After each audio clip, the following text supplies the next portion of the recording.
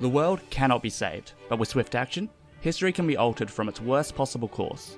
Rise of the Third Power is a classic console RPG that replicates the format of classic entries from the Super Nintendo and PlayStation 1 era, with a plethora of quality of life improvements. With a story loosely based on the political landscape of 1930s Europe, it's set in the age of sailing with pirates abound and fantasy elements.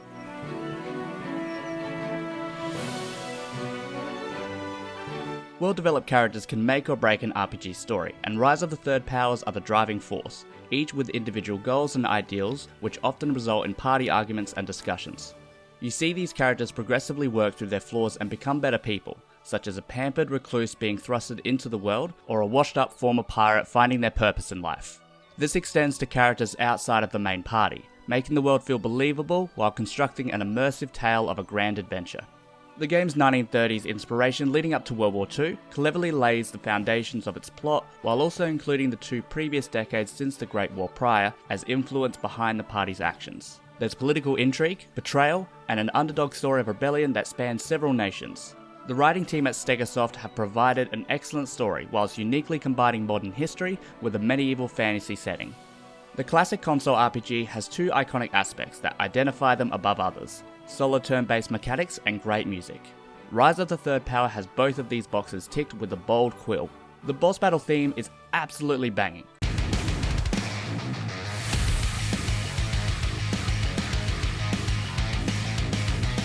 With the only caveat being too short, especially during some of the more lengthy boss battles. Each party has their own specialization in combat, with both single and multi-target attacks, tanking, debuffs, and healing.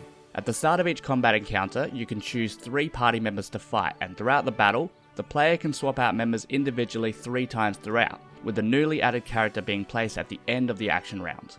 A lot of strategy goes into each encounter, especially during boss battles and elite enemy spawns.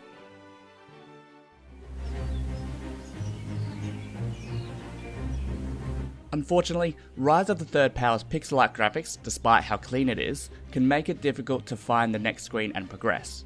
I noticed this twice, once in the Pirate's Cove within the game's opening hour due to the entrances to the side of the screen being difficult to notice. The second issue was when trying to find a torn piece of paper within a certain town, about around chapter 4, without realising what I was actually needing to look for.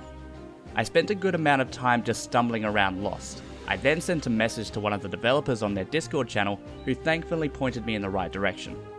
Other than these minor inconveniences, which could be nullified once guides come out for the game, there is nothing else of note that I found negative to my experience. I can't help but sing praises for Rise of the Third Power. It really captures the classic RPG feeling while adding some modern quality of life improvements that bring ease of playability. It features an intriguing setting that dives into a point of history with plenty of story possibilities, mystery, political betrayal, and sabotage. While there are challenges that come from its visuals, with a bit of help these will be a moot point. This is especially when the combat is so well designed. Stegosoft have cemented themselves as a strong player in the RPG genre, and have earned themselves a player of their future titles within me from now on.